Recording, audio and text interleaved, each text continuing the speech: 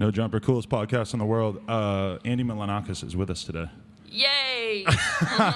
He's genuinely happy. I'm genuinely happy. I feel kind of bummed, though, because I only had like an hour to prepare for this, like while I was making my way here, just because you happen to be downtown. But I'm very, very happy to finally get you in the studio, bro. Yeah, that's the Venice life. I've converted. For the people who don't really know LA, how would you compare like downtown LA life to like Venice life? Well, Venice is like a beach community. Mm-hmm. It's right on the water. Beach community. Yeah, I guess. I don't know. Hipster, I understand what a hipster is, but it's kind of hard because it's like such a wide variety of people that are labeled hipsters. Right. Sure. There are definitely douchebags, but I only lived there for a week. Like, the positivity and how friendly people are to you. Yeah, they I look can in see your that, face yeah. and they're just like, oh yeah, you live in my neighborhood, you're cool instantly. Like, it has a communal vibe, sort of. It's totally like a a community. big, like, it's cult. it's so different. It's like a cult of hanging out. Yeah, it's like, I don't know, like in West Hollywood or Beverly Hills, people just look at you like, kind of like give you a glance like, who the fuck are you? And in Venice, they're like, ask you about your day and shit, which is kind of dope. I like it. It is cool. What's an average day like for you, though? Are you like going out, man, on the town in it, or are you just like chilling? Well, lately, you know, like I said, it's only been a week, but I've been Ubering way less. I haven't Ubered at all inside Venice. I just walk everywhere trying to get a little bit of that health swag in me. Get rid of that little baby in there. You know, I've been doing a little work here and there, but you know, I get up and I have a couple homies that live in the neighborhood, and I like walk around every day. Hell yeah. On the days that I can. But that's good for your mental health, don't you think? Like actually getting outside, having a reason to get outside. Especially with the ocean air and shit. Like just right there. Just going, like, I live like a half a mile from the beach. Just walking around the beach and shit is just like fucking. It's like meditation that you don't have to think about. Why is the ocean such a healing force? Why does it feel so good to be around the ocean? Shit, man. It's like because like our fucking bodies are made up mostly of fucking H2O. That's true. And the H2O in the ocean and the oxygen mixed with the H2O in our minds. And then Beyonce came out with Lemonade. And then, have you heard it? No. Me neither. Did you hear the Drake album? I heard little bits of the Drake album, yeah. Right. I am mostly underwhelmed by it.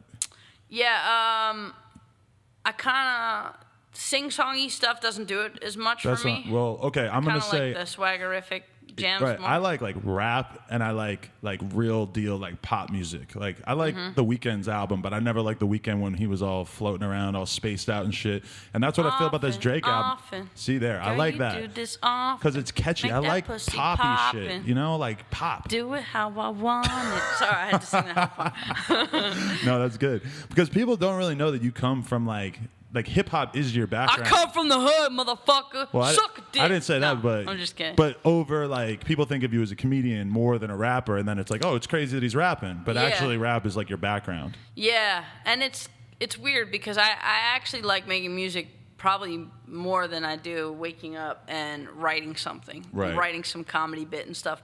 But I definitely grew up with it a long time ago because. I mean, we're not supposed to talk about this, but I'm fucking 56 years old. No, I'm an old man. You told me not to bring up your age. No, you're 56. I told you not to bring it up just so I could bring it up. But yeah, no, like cat hair or dog hair. Did you see that cat when you came in? No. Huge cat. We got a huge, awesome white cat that you're really going to like when you do see him. You like white people, don't you? Cats. I don't hang out with white people normally. Just cats. Yeah, me either.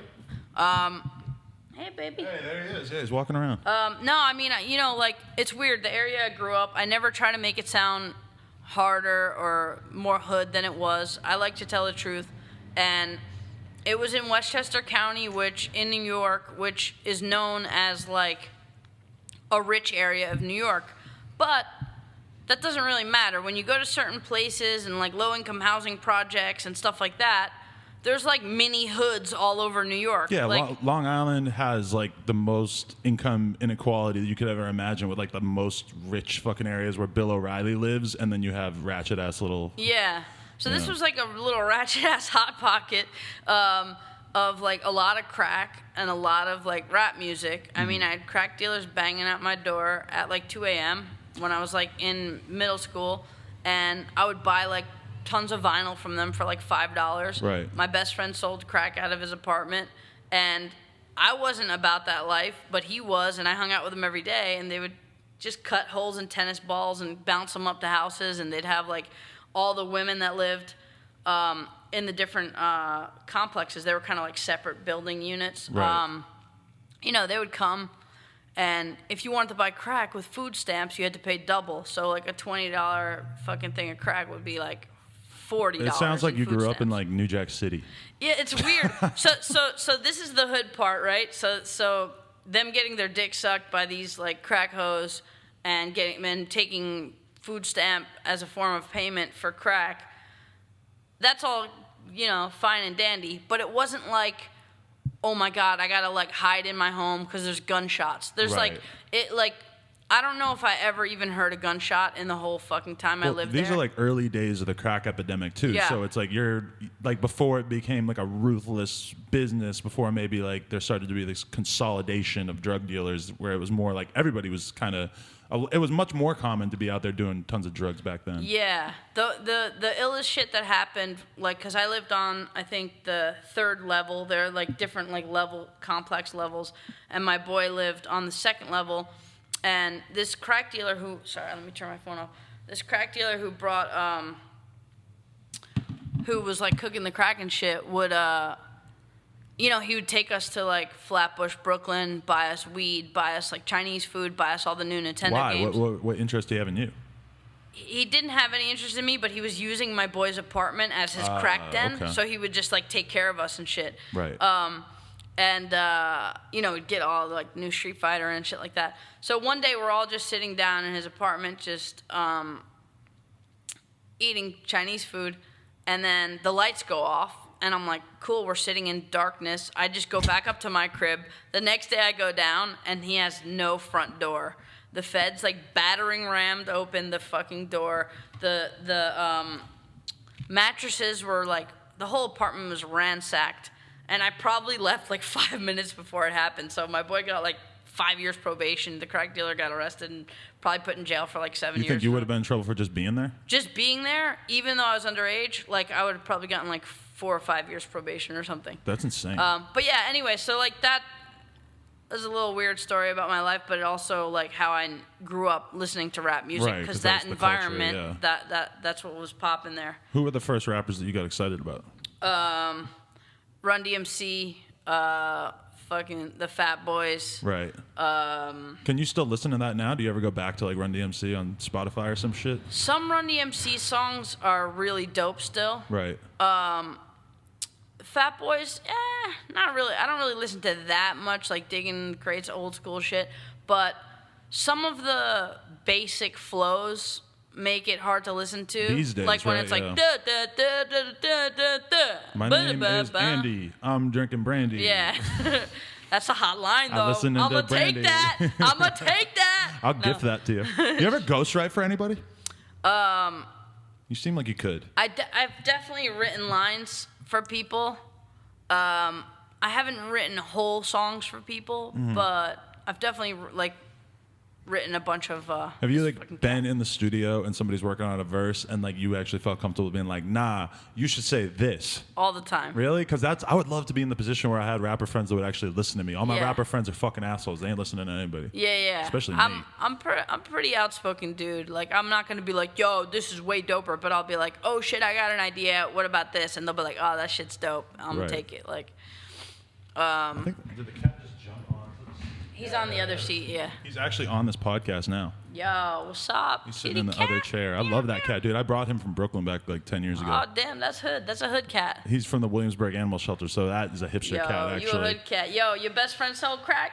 No, his best friend sold catnip out of a tennis ball. He's definitely had like other cats who are with it. All right, so you get into like Run DMC and all this like early era shit. But Yeah. did you start rapping from day Beastie one? Boys. Beastie Boys. No. Okay. Beastie Boys I fucking loved. I would bring a little boombox with me to elementary school, and for some reason, I don't know if I was in a cool school or whatever, but like during recess when we played dodgeball and shit, I would just crank the fucking radio up and like blast Beastie Boys and like all other rap shit. And no, it's weird. I don't know why I never started like, oh man, I should rap. Like I just never thought of it. Well, you're a little white kid. Exactly. And I would always like learn the songs and rap along to the songs, but I never was like, maybe I should write my own shit. You know what I mean? Part of this. Yeah, and it just didn't click for me. Right. But so, all right. So, but were you going to the city a lot, or were you traveling around in New York, or were you kind of like the kind of kid who just stayed in his? No, his own? I love the city. I like, you know, as much as I grew up 30 miles north of the city, like I felt like partially grew up because I would like, you know, especially once I got to like late middle school, I would start, well, maybe like freshman in high school, I would start making my own money. I had like a bunch of jobs since I was like 14. I pumped gas. I worked at, as a busboy. I worked in retail. I just did anything to make money. Retail where? This place called Caldor. Oh, right. Okay. Yeah. It's like old school type of Kmart type Right. place. So anytime I had any money from working, I would just hop on the train with like a couple of my boys, and I'd go to,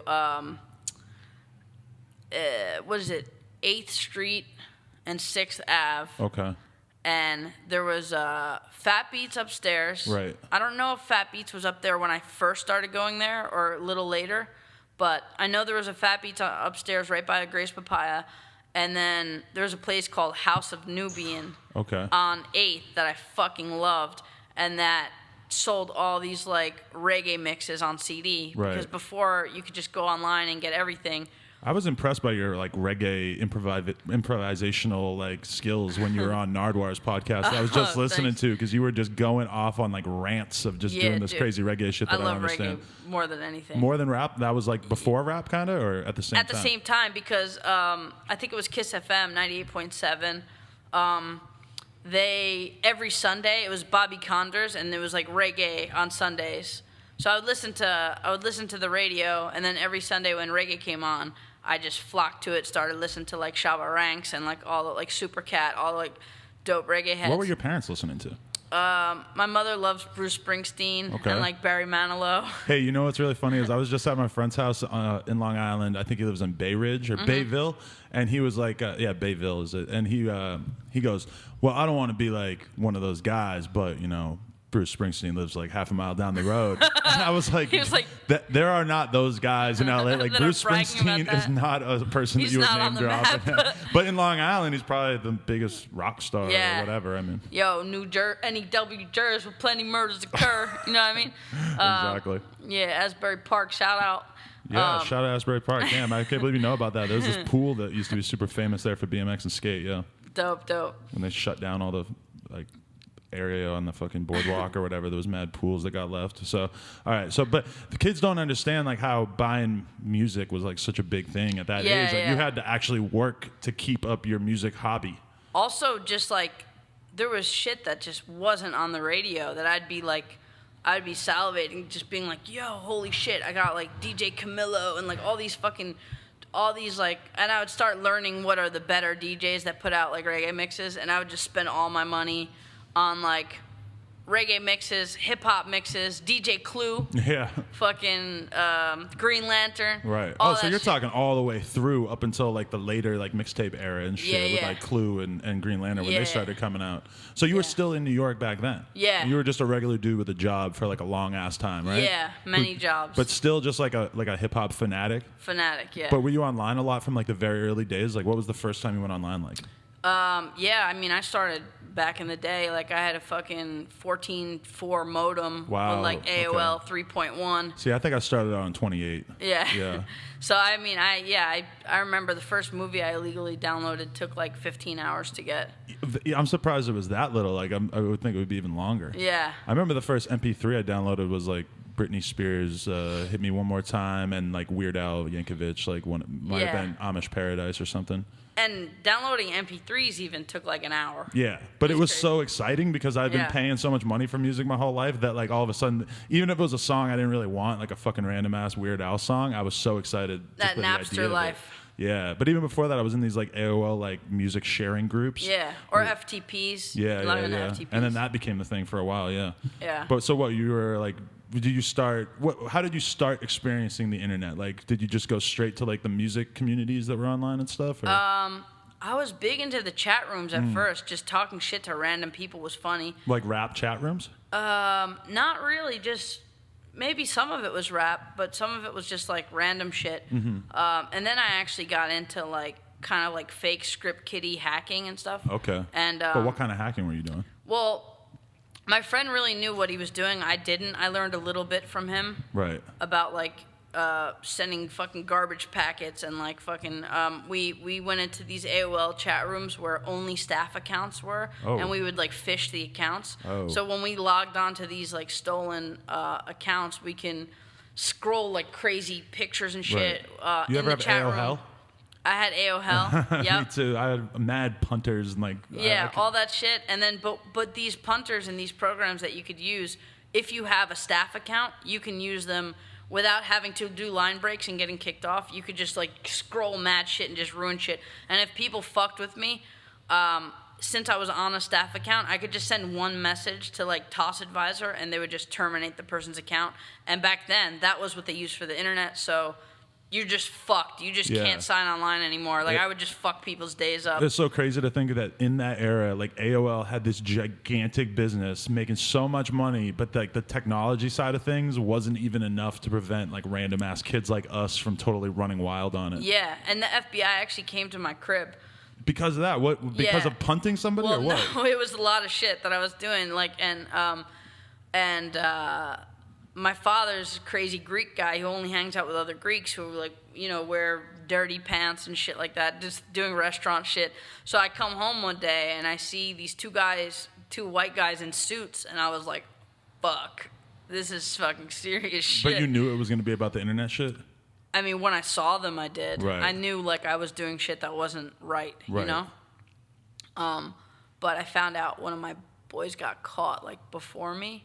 So I like completely like deleted a bunch of shit off my hard drive and stuff. So they weren't able to really find anything. They were on like you? trying to seize my computer, and my father said, "Get a lawyer." And I straight up go to the guys, the FBI guys. I was like, "Well, listen, if we get a lawyer, when they leave, I could delete everything from my computer, and that shows signs of guilt. Yes. If you let them take my computer, then that's proof that I didn't do anything. So please just let them take my computer."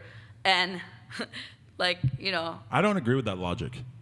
No, the logic was fucking solid because I already completely deleted all the shit. It was already gone. It was already gone, so I was just like, yo, I'm not hiding anything now. It looks like I'm hiding more shit if I don't let them take it. So I said let them take it, and they ended up not taking it, left, never heard from them again. My boy got I think he got put in jail or he got some serious shit for like a couple of years. Wow, that's early era internet fucking gangster shit right there. Yeah. Because my problem was that, like, number one, I made my parents super mad because me and my friends, when we were 12, we used to go into Hanson chat rooms and just talk shit to the Hanson fans. Oh, I thought you were gonna say because you're a big Hanson fan. No, all that. I mean, when I think about it now,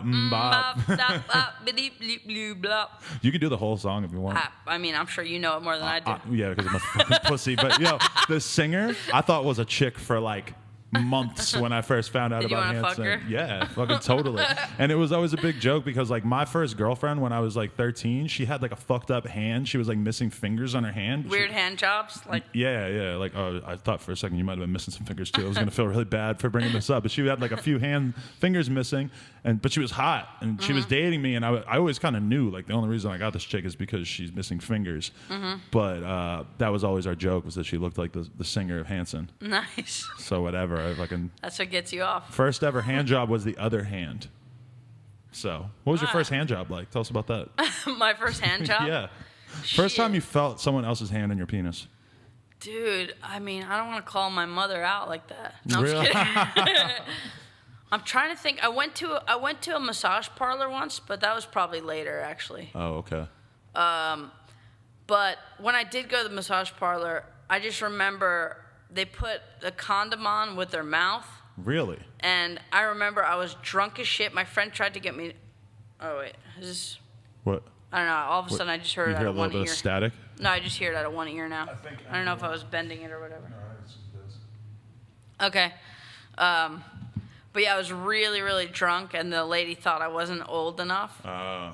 And I just remember like slamming my ID on the window, just like hammered as fuck. Where is this though? In New York? It was in Connecticut. Oh, okay. Yeah, we went to Connecticut. So you were always very like tri-state oriented because you got a lot of stories about Jersey and Connecticut and shit. Yeah. I like to be fucking moving. You know what I mean? Like. But did you always have a car from like an early age?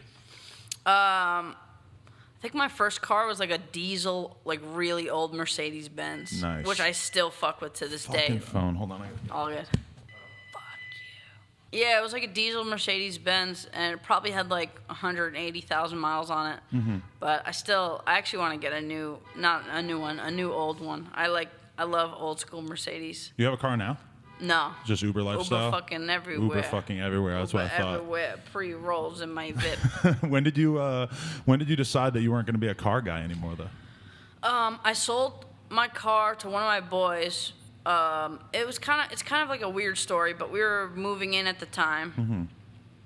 and I didn't really use my car that much, and he needed a car. And out here? Out here, right. Yeah.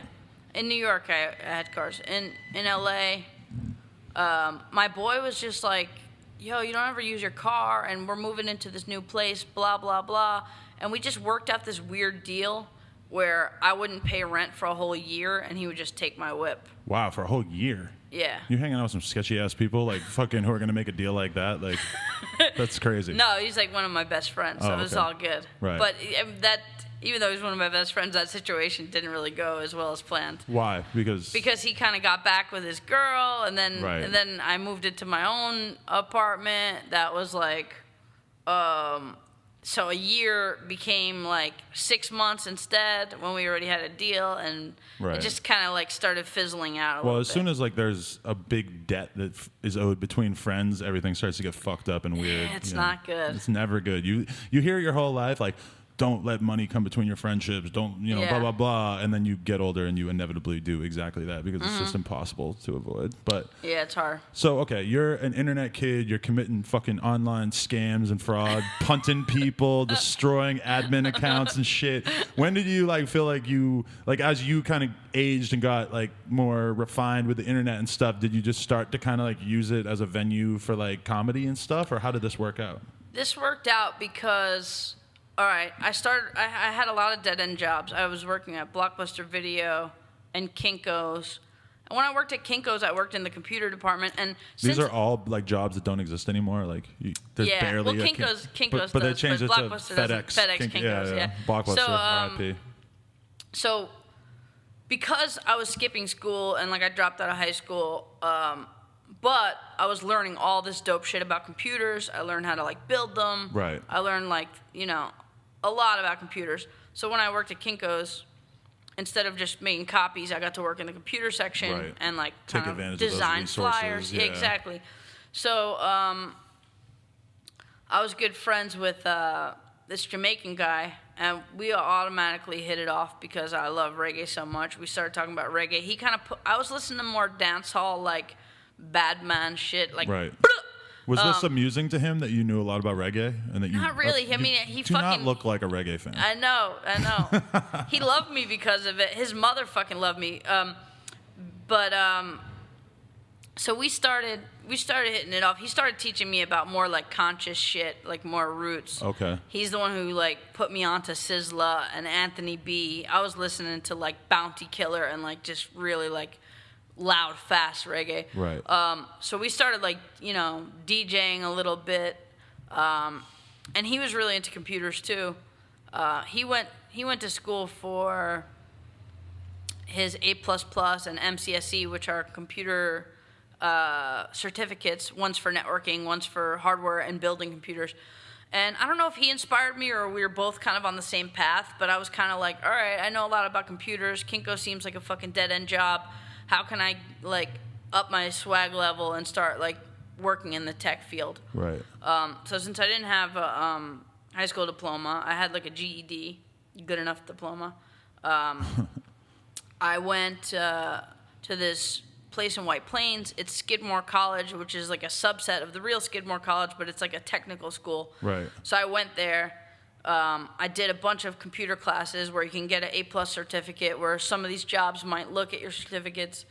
And you never considered, why'd you drop out of high school? You never considered finishing that or going to college or anything? I just was so, I was just so not into it. Right. I don't know if it was like a learning disability or what it was. What's your learning disability? ADD, roughly? I mean, I don't even know if I have a learning disability, but I know that they put me in all the like really stupid ass classes because I just didn't show up. I didn't do work. Like Right.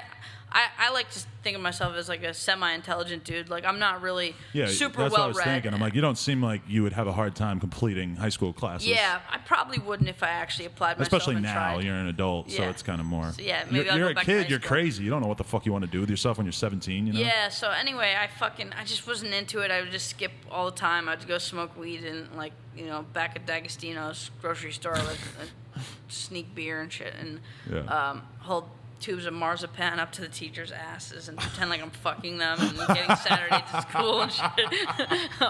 It's just my life, you know what I mean? I'm about that life. Yeah, so I just, I went to this class and I fucking killed it. Like the final like project to get your A+ certificate. Not that I think everybody probably got it. It was probably not that hard to get. But they went around to like 21 computers and they broke all of it, like software-wise. So each person had to go to each computer, fix the problem, and then they put the problem back for the next person to do. Mm-hmm. And out of my class, like, there was 20 computers and one bonus computer. I got all 21 computers. Everybody else, like, second place, only fixed like 14. So I was like... So did you fully feel like, wow, like, this is actually what I was looking for? This is something where I can shine. Like, this is my thing. I was killing it, yeah. And so I started getting jobs doing help desk, really annoying shit, fixing computers over the phone. And then, I hopped around doing that. I kind of like graduated to doing desktop support, more hands-on. And then I finally got like a network administrator job in Manhattan. Right. Which on my first day of work, there was a crazy virus and I stayed like 20 hours to fix it. They came the next day. The whole like accounting firm came back to work. I was still there just fixing shit up. And like I like saved them so much money by fixing their whole network. That all of a sudden you were indispensable and you had the job for as long as you wanted it? Pretty much. They all like fucking clapped in a semicircle and sent me home in like a town car to Westchester County, like as like. So you didn't move to the city, you were taking the Long Island Railroad in, I'm assuming? For a while. No, Grand Central, Metro North. Right. For a while I was, and then I moved to Queens. Okay. So Where in Queens? Astoria. That's where I lived when I first moved there for like 2-3 years, Steinway and Broadway. I lived on Steinway. Right. I lived across from the Gap. I lived right across from, what the fuck did I live? I lived on 30th and Steinway. That was right by. Yeah, that's like, crazy. Yeah. And then I lived in Woodside for a bit. Me too. That's weird. On 69th Street. I forget where in Woodside I lived. I forget the street number on that.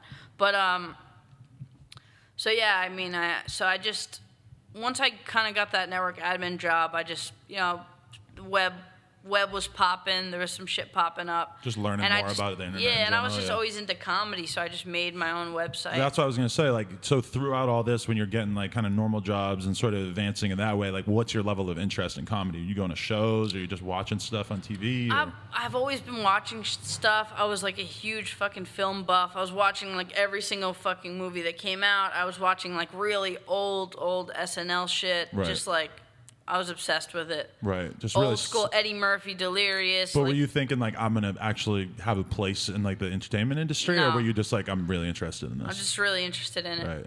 It's weird, man. I don't know. There was nothing inside me that was like, oh shit, I gotta do this for a living. Did you just not have the confidence of like I could actually do this? I don't know if it was lack of confidence or just like this seems so far-fetched and unrealistic. Yeah. Just and people kind of are like thinking grounded. like, oh, you live in New York, but they don't understand that like Long Island's 45 minutes away from the city or whatever, and you're very removed from Times Square. I wasn't in Long Island. I was in Westchester County. Oh yeah, my bad. But you're away from everything. It's not like you're like right in the middle of Manhattan. Yeah. And even if you were, like, it still feels like insurmountable. Like this is serious shit. I'm just a kid. Yeah. So when I was making my first like comedy website, which was really just horrible, but it was pretty funny. I started making videos. Like I did a bunch of like random comedy websites. Then I started making videos. It was like a good time. It was before YouTube, and I didn't have a big fan base, but it was really fun making them. I would start freestyle rapping, which I was completely horrible. at. But you felt like you were just kind of slowly building up people being interested in what you were doing? Yeah, but it wasn't before YouTube, when you don't think of social media at all, right. and you don't think of becoming a star from something you put on the internet, it's just not in your thought process because it doesn't exist. The internet became so much different once people realized there was money to be made, because for so long the internet was just people who were doing it for the love. And then, like, when you think about blogs were huge, but then blogs went away once it became BuzzFeed and Vice and all these like real deal companies, you know? Yeah. So it was at a really weird time where, like, there was nothing in my head that said that this could turn into money at all. Right. I just loved doing it. It was a weird outlet for me. I probably had like 100 videos. And I started really getting into it. And so every day at work, I would go in, do the same Groundhog's Day, hop on the subway, go into my office job. Something didn't really click with me. I felt like I wasn't meant to be there. You're just living the same day over and over. Yeah, it felt like weird to me. So I was like, all right, well, if this is my moneymaker, you know, I was making pretty decent money at the time. I was like, if this is my moneymaker and I'm not really that satisfied, why don't I have something that I could actually look forward to every week at least? So I took a comedy writing class. Oh, okay. At Gotham. And then after that, was that really useful, or was it whatever? It was cool. It was enough to spark my brain into I want more of this. Right. I don't know if it actually helped me at all with writing, but you're surrounded by all these other similar people all of a sudden. Yeah, it was like-minded people. And then I asked this friend who I knew that was an actor, what else can you recommend besides this? This class was cool. What else? And he recommended UCB to me, Upright Citizens Brigade.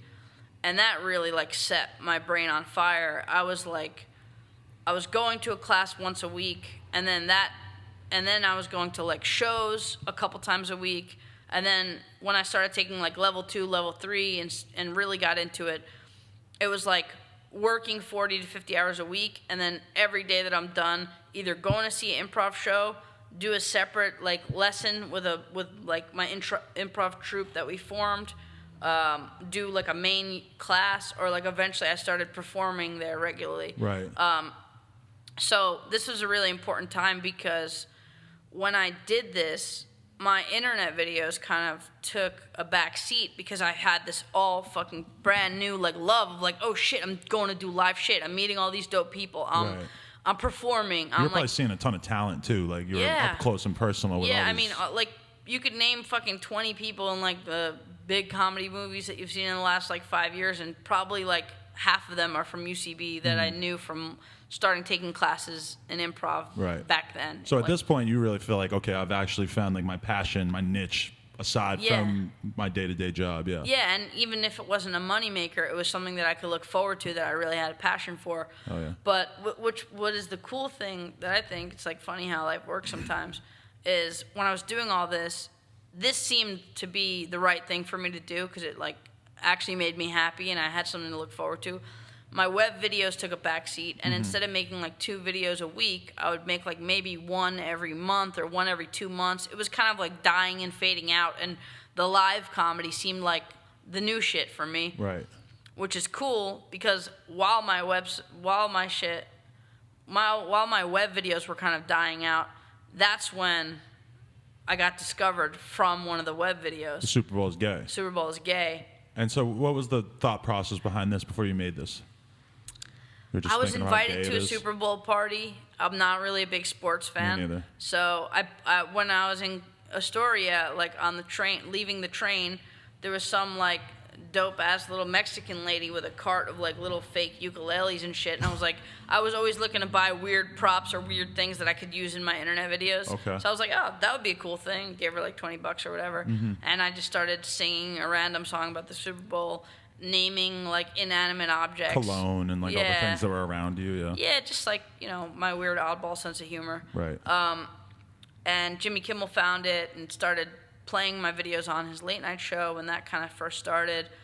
And then they eventually like got me out to LA to do, and I traveled all over doing man on the street bits. And okay, but so tell me about like the day that you realized this video was picking up traction, that you had this like super early era like viral moment when that video went crazy. Well, when I went to UCB, and people started like noticing me and like being like, yo, you're from that video. It was like really fucking surreal and this weird. was pre-YouTube. This is when you used to have to like actually upload it to a website, right? I had 3 separate videos. It was like a MOV file, a WMV file for PC, and then a zip file for people who had to like download the shit. It was old school. And it actually ended up costing you money when you went sort of viral, which is the opposite of how it works with YouTube today, where you make a bunch of money. Yeah. I think they charged me like $4,000 or something. And were you ready for that at the time, or was this like a catastrophic thing? No, I think I was like, I didn't know why that happened, blah, blah, blah. And I think I negotiated with them, and they like charged me half price or something. So I think I gave them like 2 G's or whatever. But, so yeah, basically the Kimmel people said, okay, they played like 4 or 5 of my internet videos. Like Jimmy was like falling in love with me because, I mean, why wouldn't you fall in love with this? Yeah, you're very lovable. Easy to love. So after that, they were like, oh, cool, well, we played a bunch of your videos, but we're interested in hiring you to do some man on the street videos. They just played them on the show. Yeah. They didn't invite you in.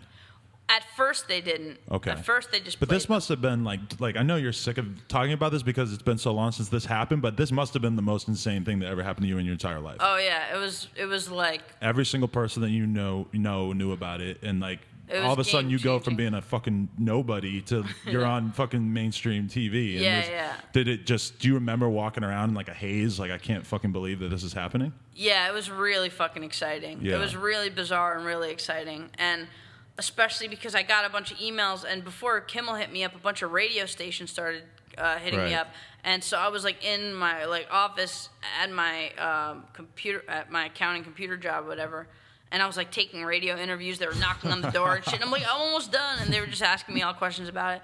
And then when I got an email from Kimmel's people, like I thought it was spam email or something, and then like I emailed them. They first were gonna have me go out to like do the song live. Then they didn't hit me back for a little while. So I was like, "Fuck! I hope this is not something that just fizzles out." Right. So, so that happened, and then they were like, "We want to maybe hire you to do man on the street stuff, but the only video we have you talking to people on your website, you're holding the camera." I was out in a blizzard in Queens, like holding a camera, being like, "Why are you out in a blizzard?" And the joke was, I was out in the blizzard too, asking them why they're out in the blizzard. See that, like, you sound like a modern like YouTube like vlogger type guy, like that kind, like that would be funny to me today. Yeah. Yeah, that's a pretty good idea. Yeah, everybody bit my shit. Fuck you guys. No.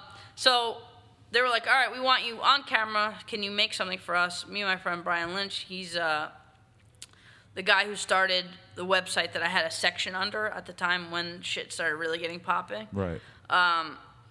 He came to Manhattan with me, held the camera, and I went out and like fed homeless ladies chicken, like hand feeding them. I was doing like raps with like random dudes on the street drinking soda, and just, you know, I was just trying to show off my like weird personality on camera. I sent them a DV tape of like 6 minutes. So you made your own reel, and you were like, these are, but it involved eating chicken with homeless people on the street and stuff. Yeah. That was just my style.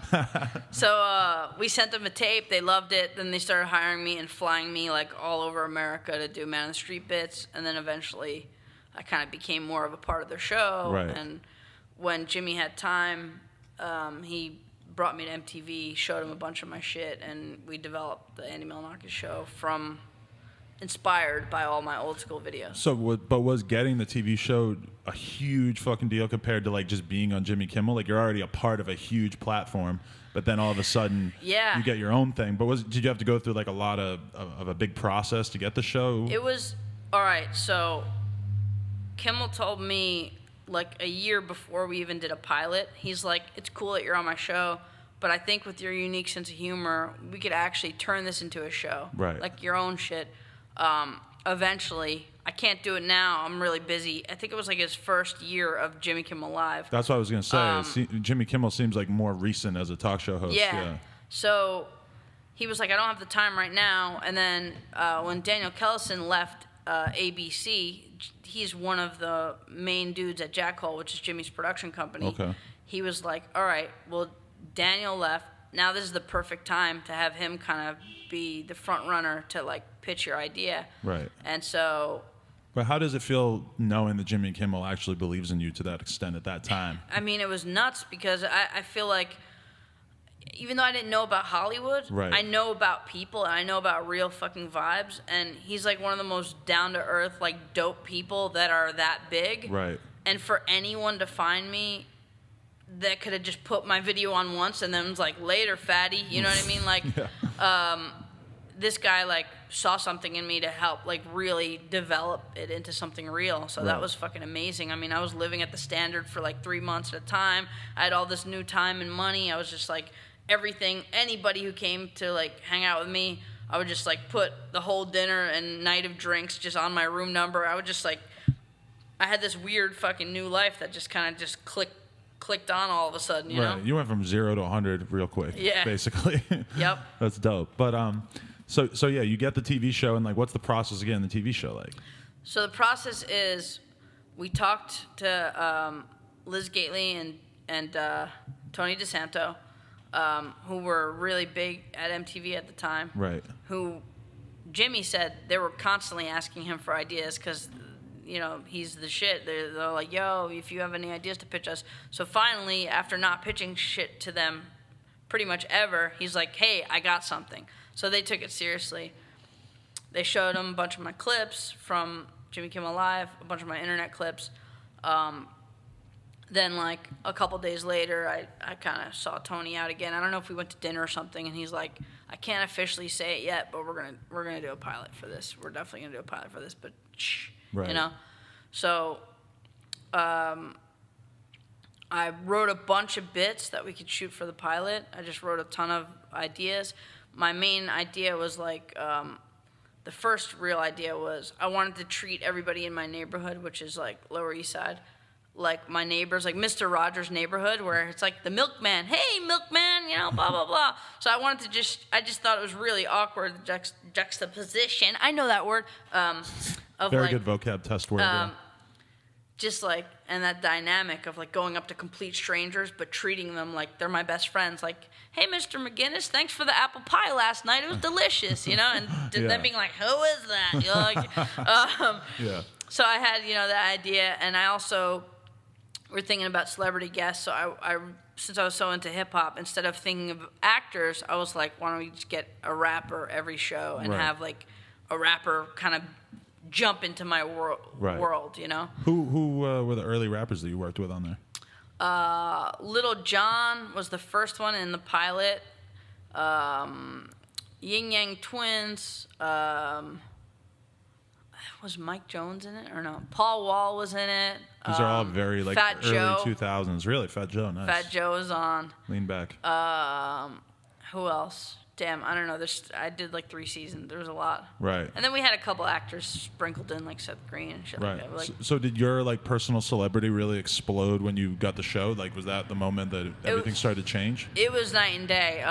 People once in a while like came up to me from an internet video or for seeing me from seeing me on Jimmy Kimmel Live. Right. But when the first episode of my show came out and like that week I went out to a club, like I was attacked by like hundreds of people, and I was like, I had my like one of my first panic attacks ever. I like couldn't handle it. I was like, I couldn't breathe. I was like in the corner like, what the fuck? So all the attention was cool before that, and then all of a sudden it got to the point where it was crazy, suffocating, right? Yeah, I mean I was on the boardwalk in New Jersey, and I was like getting chased by like 300 people on the boardwalk of New Jersey. Because I remember when you first came out on MTV that they were playing like little pieces of the show like every half hour, every 10 minutes or whatever, like in the advertising break. So it was like, I remember specifically thinking like, who the fuck is this kid? Like that they keep playing these little songs or whatever over and over. Yeah. But so was that like a crazy time in your life where all of a sudden you get to see the bad side of fame? Like you had worked so hard for this, and then all of a sudden you have to deal with this fucked up shit? The only bad side was really the douchebags in Hollywood. What do you mean by that? Like just hangers on. How do you say it? Hanger-ons. Hanger-ons or hangers on? We'll throw the S on either part of that. Either part of it. Yeah, just users, people who would just be like, I don't even fucking know your name, and they're already asking for my phone number. Right. Like, it's just, and people still fucking do that. Not to the extreme, but like, people are so pushy about like, you say like 3 fucking words to them, like, Oh yeah, how you doing? Yo, put your number in. Let me get your number. And I'm just like, I don't fucking know you. Yeah. Like, eat a dick. Like, You'd why have are to do a people lot so to get my fucking number. pushy? Yeah. People are so pushy, man. That's crazy. I wonder why people feel the need to like do that. No, You know? I mean, I was outside a weed shop like a fucking few months ago, and he's like, yeah, I got beats and this and that and this and that. I'm like, cool. Here's my email. Gave him my email, and then 2 seconds later, you hit one beat, and he's like, yo, let me get your number, and I'm like, I just gave you my email. Right. I need the number. I'm just like, like they know exactly what you're doing by giving them the email. My new fucking line is, I don't even answer the phone when my mother calls, so I don't give my number out. But that's the awkward part about that exchange is that then they're looking at you like, oh, you're so Hollywood. You think you're so fucking important, big time. In reality, it's like, I don't want you calling my fucking phone at 9 p.m. Exactly. And that's why I've changed my number like 12 times since I've been out here. You know, really? Probably more. When did you make the move to L.A.? Like 10 years ago. Oh, 10 years now. All right. Yeah. How do you feel about, well, you were in the Lower East Side for a little bit, so you get to see that. How would you compare, like, where you grew up, New York, and then L.A.? You love L.A. more? I love LA so much now. Right. Maybe back then I would be like more about New York, but right now, to me, all right, New York is a really exciting, amazing city, and I'll never really diss it because I fucking love it. But living there and walking down the busy streets with skyscrapers invading your brain and your eye sockets every day, and walking in and out of mobs of people walking down streets is not a relaxed fucking lifestyle. Some people love it, but at a certain point, it takes a toll on you, I think. Yeah, and like, to me, doing that for a little bit here and there, like I go to New York at least twice a year. I stay there for like a few weeks. I get my dose of New York. But to me, waking up and doing that every day is not like a lifestyle I want to live. And LA is fucking amazing. And now that I've left Hollywood, now I live in Venice. I just moved there a week ago. That's even more amazing to me because it's like this weird little beach community, and it's just super fucking. It's a lot more laid back. People don't understand awesome how vibes. stressful Hollywood is. It actually is as stressful as probably most people would assume it is. Yeah. Not to mention, like, if you have like a parking spot and you have like a big house, then Hollywood's one thing. But if you're living in an apartment and you have to park on the fucking street and it's 2-hour parking all the time, and it's just honestly, so much even shit. the houses in the hills are kind of like whack because every time you want to leave, like you gotta like drive 15 minutes down a fucking windy ass hill to go get like a beer or something, and it's just like. And you have no cell reception. Like, I don't even care. Like, the fucking, even like the $3 million, $4 million houses in the Hollywood Hills still whack on a lot of levels, you know? Have you lived in that kind of environment, like renting out like big ass houses out there? Yeah. Not like crazy, like $20 million ones, but like I've lived in. Once you started houses popping, in the you were hills. just like, all right, I'm going to live in, because that's kind of like the hierarchy in LA is like, you know, you live in an apartment, then you like rent out a house, and then all of a sudden you're renting out like a little mini mansion out there. I'm really, really good at spending money. Yeah, are you? I just don't give a fuck, man. Like I'm not that stupid with money. Like nowadays, I mean, I still am actually, but back then I was like, all right, my prime example of how bad I used to be. I would wake up hungover. I'd get on a Segway. I'd put a fucking cigarette in my mouth, and I'd roll into Wells Fargo. I would take the cigarette out before I went into Wells Fargo. Yeah, I mean, that's serious come crime on. right there. I mean, Yeah, come yeah. on. There's But certain I things would you don't roll. do. I would roll up to the teller in my Segway, take out like $4 or $5 and go get like a dope hotel suite that was like a mile, 2 miles away from where I lived, and just throw dope parties and like go to fucking sick dinners. Right. And then I would do the same thing the next day. Not every single day in a row, but I did that a fucking lot. But could you afford to do that, or was it? I mean, at the time, yeah. I mean, like, it's like, it's all relative. Like, all right, put it this way. Say, I don't even know how much money I made. Like, some fucking net worth thing says $2 or $3 million. Say I've made $3 million. Say I made $5 million. I don't even know the answer. You know, there's definitely a couple times where I'm just like, chicking and jiving. Yeah. Like, you might not have seen that check, bitch. IRS, what's up? No. But I feel like my lifestyle so far in LA, there's definitely been ups and downs of me balling out and me kind of being like, all right, I don't really have the money to do that right now. Right. But in those pockets of like maybe a year or 2 years at a time, I feel like I balled out on the level of someone who's had like $100 million. Right. Like completely like no regard to money, just fuck it, life is short, let me have fun, let me get the dopest hotel room suite, let me get all the bitches here, buy all the fucking booze, go fucking crazy. Was that you overcompensating for the fact that you didn't have a shitload of friends growing up and that you were kind of... Wow. No, not at all. Because Okay. I actually did have a lot of friends. I wasn't. But you never felt like the cool guy, I'm assuming. Well, this is the thing. I was never like super. Like there are like cliques in high school. Right. The fucking nerds, the jocks, all the like fucking stereotypes of like a high school like bunch of cliques. I didn't feel like I was in the super popular group, but I never felt like a nerd who was just like alone and fucking depressed ever, because my crew was all black people. You know what I mean? Right, yeah. I listened to rap. I was protected by motherfuckers who would kill for me. Right. And I never felt like on the outside of like that depressing emo shit. And I think that's probably what shaped my personality, why I'm a fucking blunt, outspoken person who doesn't take shit from anyone. Okay. Like I was at a fucking poker game with this tall ass basketball player. He's fucking mega famous. I don't even know the fucking idiot's name. Fuck him. But he said some sideways shit to me. He's like 6'7". He was talking sideways about me, and I told him to go fuck himself. Like, Right. straight up. I know he could fucking take my hand like a fucking hammer and fucking smash me into the ground. I know I'm not big and bad, but also, go fuck yourself anyway. Do Right. something, bitch. Yeah. Because what is he going to do? He's going to beat you up? Exactly. Yeah. Like- you get older and it starts to seem like even more unrealistic concern that I don't really give a adults are going to beat you up. Yeah. I mean, I just don't give a fuck. Like, Right. cool. I'll fucking see you in a hospital bed. But when I said that, I was just saying, like, you know, at a certain point, you got all this money. Were you just kind of like buying your, because you're talking about users and stuff, like all these people that you were partying with and stuff. A lot of them had to be people that were kind of taking advantage of Oh, you because you had definitely. money. Yeah. But I kind of knew it, and I was kind of like, it was not like I wasn't spending money on specific people that were using me. I was just spending money on the lifestyle. Right. And you know what? I worked hard my life. Like I said, I've had a million jobs. I've had that whole day-to-day Groundhog's Day of working. So now I have a lot of time, some good success, and some good money. Right. So I want to fucking ball out, and I don't have to apologize or regret that. You know what I mean? So you don't regret it though, because I feel like I don't. at a certain point I would probably, but you know, spending a lot of money to just get drunk and get fucked up. But you also said that you never really, were you ever addicted to drinking and stuff, or no? No, I definitely drank more than I should have. I've Okay. definitely not like all like, I'm balling out at all these parties, but I'm drinking conservatively. You know, I've partied my fucking ass off. Right. But you never Definitely. did coke, or you never did hard done- drugs. How do never you done avoid hard that drugs. in Hollywood, drinking like crazy and throwing these parties? Obviously, there was a It ton of people wasn't- around you doing drugs, Yeah, right? it wasn't willpower at all. It was just fear. Okay. I'm just scared of all that shit. Right. Like I said before the interview started, I've dabbled in sipping lean. I've Right. dabbled in like popping a perk here and there.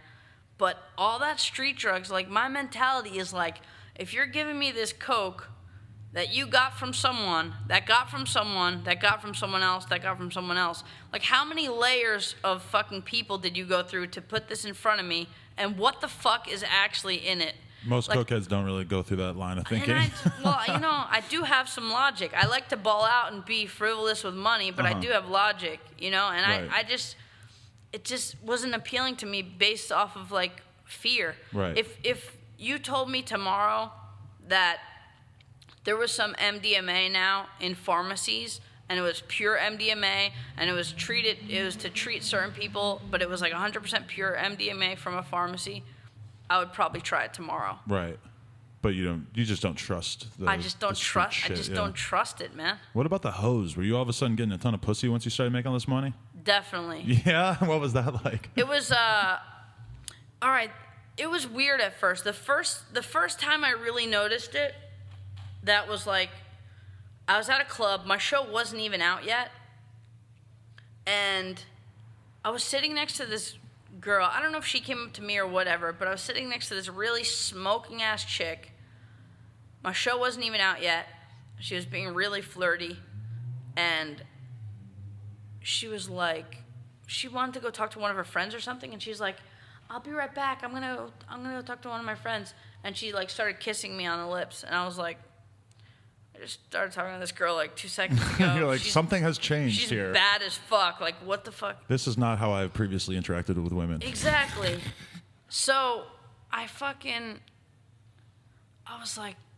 was like, what's going on? Like, my show wasn't out. I wasn't Right. really that known. I mean, I was on Kimmel a little bit, but.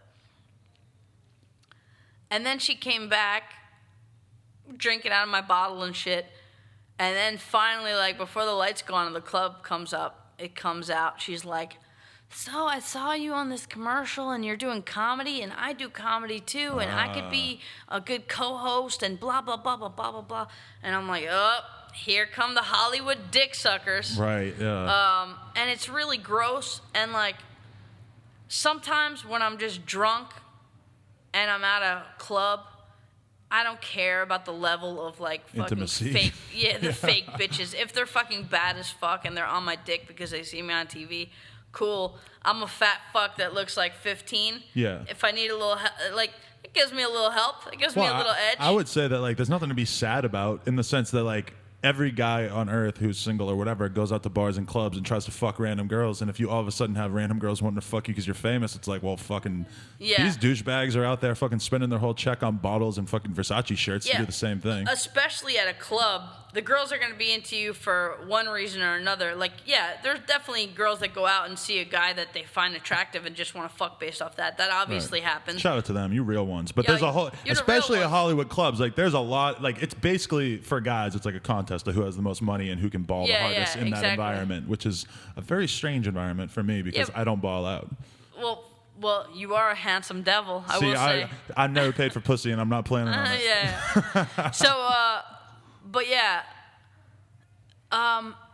But the worst thing ever is, like, waking up next to those girls. Right. It's just, like, horrible. But that's why Uber's good. You can't let them sleep over. You're like, no. Uber, that was before Uber. Uber everywhere. Uber everywhere. Pre-rolls in my VIP. Did you ever have any, like, really bad experiences in the chasing pussy environment? Like, did you ever get robbed by them? You ever? Oh, no. Well, yeah, I mean, someone's, like, some chick stole my sunglasses or something, but that's all right.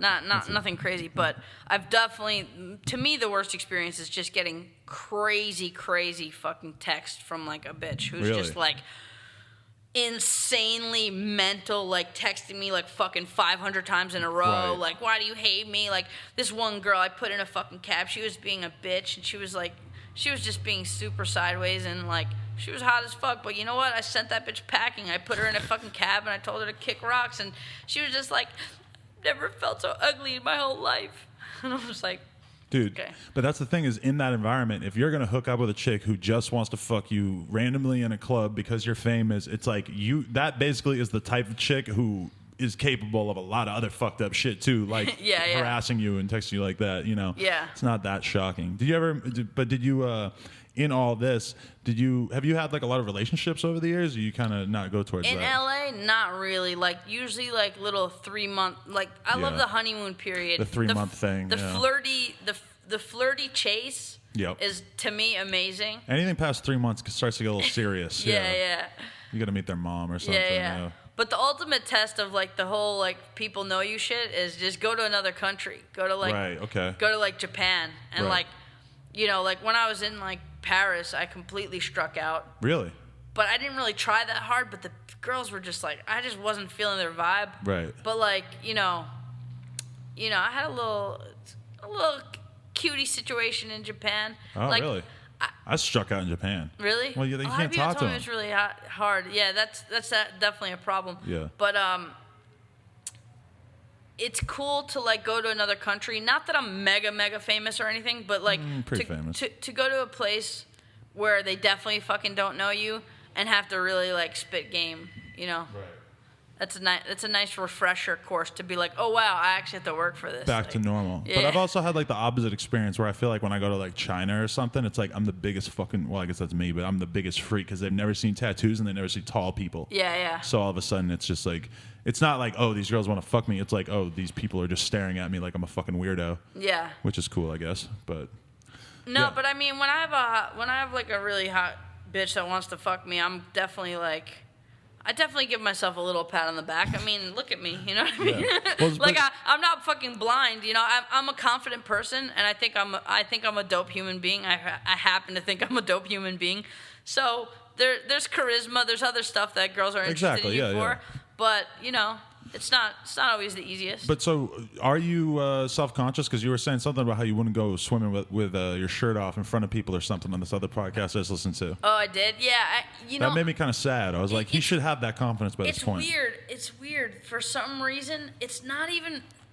it's weirdly not about confidence. I just feel like when I see people who are like fat with their shirts off at like pools and shit, it's like not fun to look at. Do you think it's that bad? I don't think it's that bad. I think it's pretty bad. It's like kind of gross to look at, and I kind of feel like I'm doing them a favor. It's like I do have confidence. Like, I mean, you can see my fucking belly. Like, I'll show you my belly. Like, I would love to look at it and possibly even smell the underside of it. You want to lick it? Yeah, lick your belly button on the podcast. So it's not really like super lack of confidence, I don't think. Mm-hmm. I think it's more like it just feels gross. Right. Like it feels like I'm doing something gross to other people. Well, see, to me, like I wouldn't mind going to the Standard and seeing you in the hot tub with your shirt off. But if it was like a really fat chick, that I might be thinking the same thing. So you're into like, fat dudes more than fat chicks? Yeah, because I love like Biggie and Big Pun, and like there's been so many great hip hop fat guys over the years that have always made me feel like, okay, that's Some cool. fat guys don't look gross with their shirt off because they're just like it's just like a solid chunk. Right, but you're when right. You get when you get into like the rolls and shit, like Rick Ross. I'm not that offended by how he looks with his shirt off because it's just one big solid lump. Yeah. But you know who disgusted me when I saw him with his shirt off was fucking DJ Khaled. Because it was so hangy and weird looking, and you always see him with a shirt on. Yeah, I don't know how he. I told you, but I'm on the Venice swag. I'm actually right now. Instead of taking Uber all day, I'm walking all the time. It's only been a week, but I definitely think my whole like lifestyle health-wise from walking and the shit I'm eating is definitely changing a lot. Like, I'd like to, maybe drop like 30, 35 lbs. Oh, okay. I want to keep a little chub, but I want to like, get the pregnant shit off. You know? Because I lost a fucking shitload of weight at one point in my life. I was gonna ask, like, is that something that you've like actually like worked towards? You ever think about getting like a personal trainer and be like, I'm gonna be a success story? Or do you even care that much? I don't really care that much. I think to me.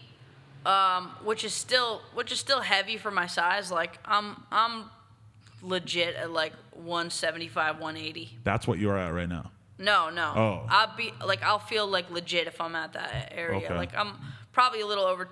Like the last time I honestly weighed myself, when I was like starting to lose a little weight, I was like just under 2. But now I'm probably over 2. I would say if I had to guess, I haven't stepped on a scale in a while. I would guess like maybe like. I don't know. I'd guess like maybe like 210 or something. So you have no aspirations of being like really crazy fit, but you'd just like to drop 30 or something just to be a little bit more. Yeah, I'd like to drop like 30. I'm cool with a little chub. Do you exercise or? I do. Well, like I say, I walk a lot. Like I have a couple little weights I do. Right. I know like little 2.5. Yeah, I got a little 7.5, little 10s. Ooh, okay. I didn't even know they made 7.5. Yeah, 7.5 is good, and just Mr. like sometimes you 17.5. just hold them out like this. Just stand there for 10 minutes, until it hurts really bad. That hurts really bad. Yeah, it's good for you though. I used to have to do in yoga class. They would make you go like this, and your fucking shoulders would just start to hurt so bad, like when you're doing it just from keeping your arms up, which you never knew about. You ever done yoga?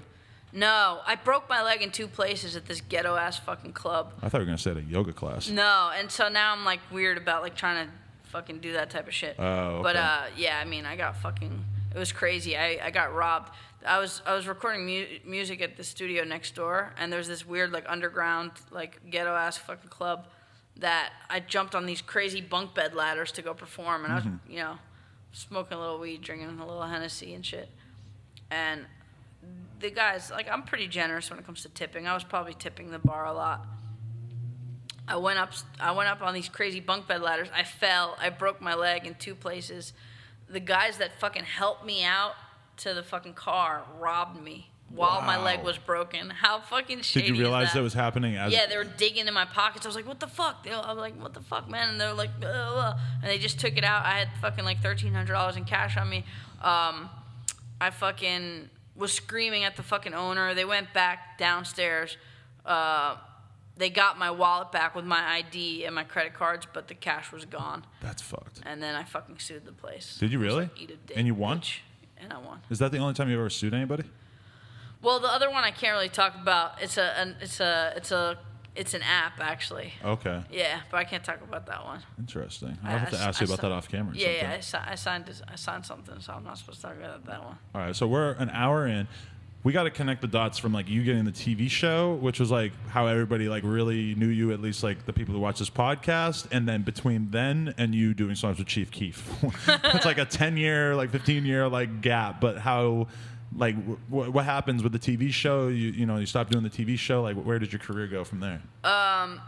Well, I did a couple movies. I did this movie, Waiting. Oh yeah. That's what people kept asking about. Yeah. And I started doing freestyles because I would do anything that was just embarrassing or silly. Right. And freestyles were really, really just horribly silly and bad. Are you a gifted freestyler in your opinion?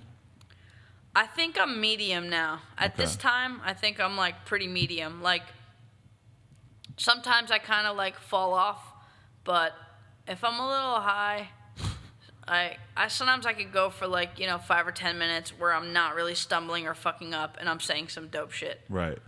Are you? But I freestyle more than thing?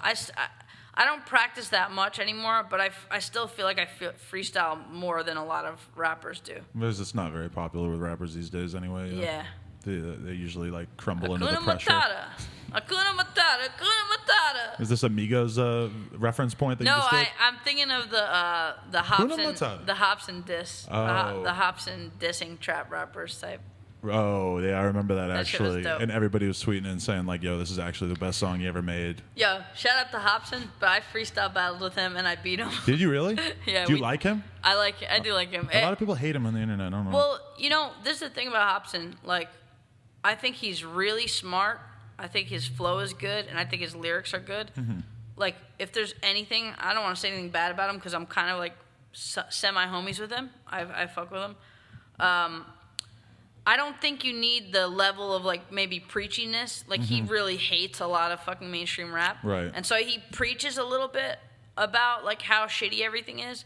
But I think he's very skillful, and with his art, I think he can totally diss rap on a big level by just putting out material. Right. Without actually having to talk about it and having to mention it too, because it becomes less preachy and more about like you're doing some brilliant art that's kind of a play on what's wrong with hip hop. Right. So like, yeah. I feel like hating on mainstream stuff is always going to come off as like a bad look in rap for some reason. Like it just doesn't seem like it works out that well to be like, yo, I'm the most underground like lyricist, blah blah blah. Like we all still remember the corniness of the background / conscious rapper movement of the 90s.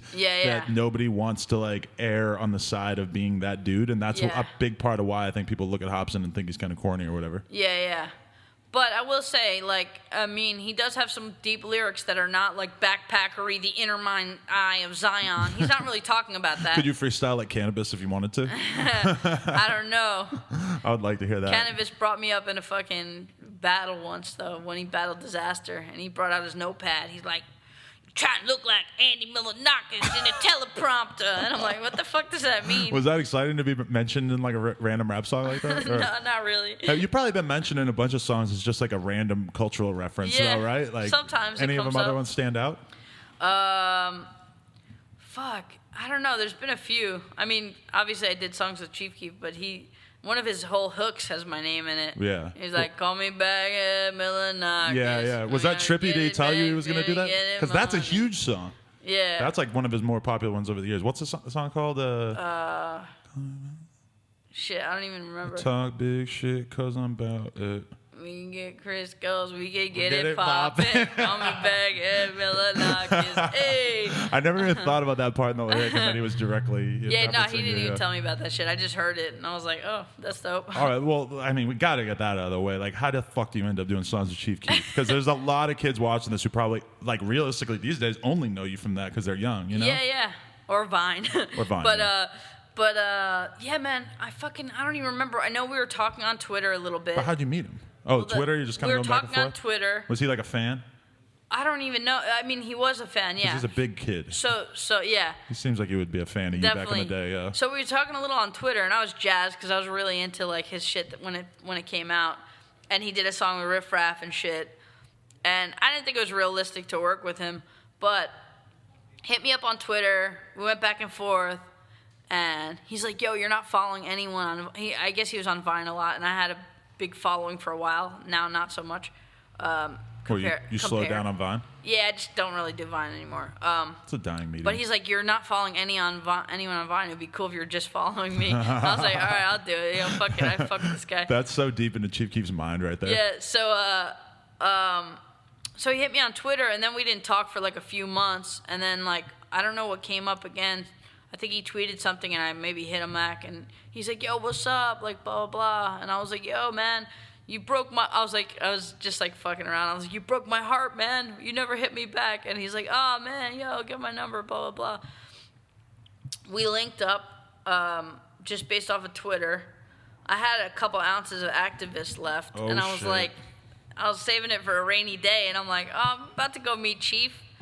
I might as well. I just got a fucking Uber SUV. Went to go get a double cup. Got some ice, some Sprite. Poured up a fucking nice double cup of some lean. So you showed up with the double cup before you even got to his house. Even got there, You're yeah. in the Uber with the double cup. I was just like, yo, just in case we make music or something, this could be a good time for me to like Pow up. Throw up this Activist real quick. Let me throw this in a cup. I love the fact that you were stockpiling Activists like you're fucking Birdman or something. Yo, shit. You better respect it, you know? How much did you pay for those at that time? Do you remember? Well, I don't know how much I paid for that one. I think I might have gotten it for free for doing some music video thing. Oh, nice. But so you could buy Andy Milonakis for drugs, okay. Yeah, I remember I used to buy Activists for like $400 a pint. Yeah, but isn't it like 10 times that now? Yeah, it's like you gotta pay like fucking probably like a G or something. Like Activist is really hard. I mean, high tech you could maybe find for like $400 to $600 or something. But so I poured up, went to his house. We were just chilling. They didn't have the studio set up yet. So we were just hanging out, like freestyling, making Instagram videos and stuff. And what was your reaction when you actually hung out with him? You were like, this is a cool-ass dude, or is he kind of weird? I mean, no, he was really cool. He's like a little bit quiet and kind of like, you know, he's got that G-code silent shit. But then when he talks, like you said, he's like a big kid. He's smiley and goofy and jokey. Did he like open? Do you feel like he opened up around you a little bit? Like he didn't treat you like some random ass dude? No, I think, dude, honestly, this could sound however it sounds. I don't give a fuck. The hood fucks with me, and they've fucked with me for a long time. And when I'm around people like rappers or anyone in the hood, even just walking down Brooklyn, like, I don't know, like. The hood loves comedy. Yeah. I think. And I'm not even just, honestly, I'm not even just talking about, like, if they know who I am. Like, I feel like my fucking vibe and how I talk to people, I feel like people in the hood are not like, who's this fucking stupid ass white boy? Like, get him out of here. Yeah, like I you know, I feel like the hood fucks with me. Right. Which is cool, and like, so I don't think he was like awkward at all. And also, he used to watch my show too. Yeah. You know what? I honestly think part of the reason I think I might have linked up with Keef is because I did this song with J Stash and Co. Oh, that one. Okay, yeah. With called Hero the Set Guy, and just a little clip of Co rapping from it. It went viral on Twitter, and it was a trending topic that said Japanese Chief Keef. Oh, okay. And I was in the video too, like just doing my white boy dance. Right. And then when I linked up with him, like I don't know if that's what might have sparked the idea of us like linking up. But were you shocked when he was like, no, I actually want to do songs with you and record videos with you, because that's a whole nother level of like fucking with you, you know? Yeah. And I don't even know, like, I don't even know if he brought it up. I don't even know what happened, but I know his studio wasn't ready. And then we talked about like, damn, you know, we were just freestyling. And, like someone was like, yo, too bad we don't have a mic set up so we could do some shit. And then I was just like, fuck it. This'll be worth it, and I just got like I got us like a dope studio in Hollywood, and I think the first night we probably recorded like 4 songs together. Really? And then we started making videos to it. I was signed to Endemol at the time. Okay. For my YouTube shit, so they would like put out some money for the production of music videos. Right. And because were they going on your channel at the time? Yeah. Okay, nice. And you're like basically like, wow, I'm the new Fredo Santana. I'm gonna be his right hand man every day. No, actually, we were just doing shit with Chief, and I was like, yo, Fredo, you want me to leave you a verse on this song so you could get on it too? He's like, yeah, I'm down, whatever. So I left a verse for Fredo too. We did a song together with him too. Hell yeah, that's crazy.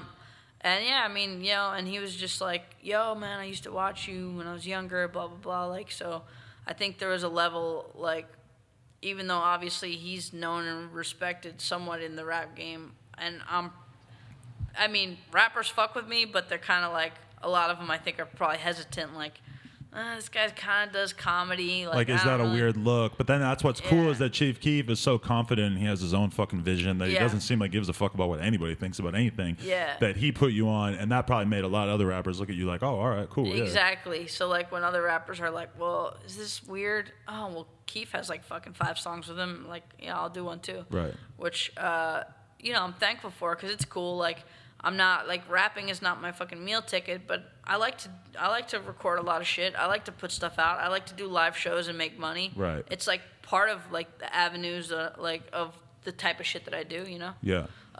That's cool though that like Chief Keef and Fredo, like they're so used to everybody being fans of them, but you are like the rare instance of at a different point in their life when they were younger and more influenceable, that they were fans of you, so that they're gave me able. credit later on in life. Isn't that funny? If I just stumbled on them randomly, they wouldn't be like, "Yeah, let's go make music." Shout out to MTV. Shout out Viacom for giving you that platform. Shout out to Jimmy Kimmel, man. Without him, I wouldn't fucking be here, yo.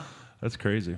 Yeah, I don't know. What else do you have going on? You said you're the lead in a... Oh, wait, no. Before I go into what you're doing now, I just want to talk about, like, the 3 Loco era, the Riff Raff, Dirt Nasty, Andy Milonakis Unity era, because for people, well, nobody knows, but there's this porn star chick that I used to fuck, and she mentioned to me at one point, she was like, yeah, I used to live across the hall from Andy Milonakis, blah, blah, blah. I would go get fucked up over there all the time.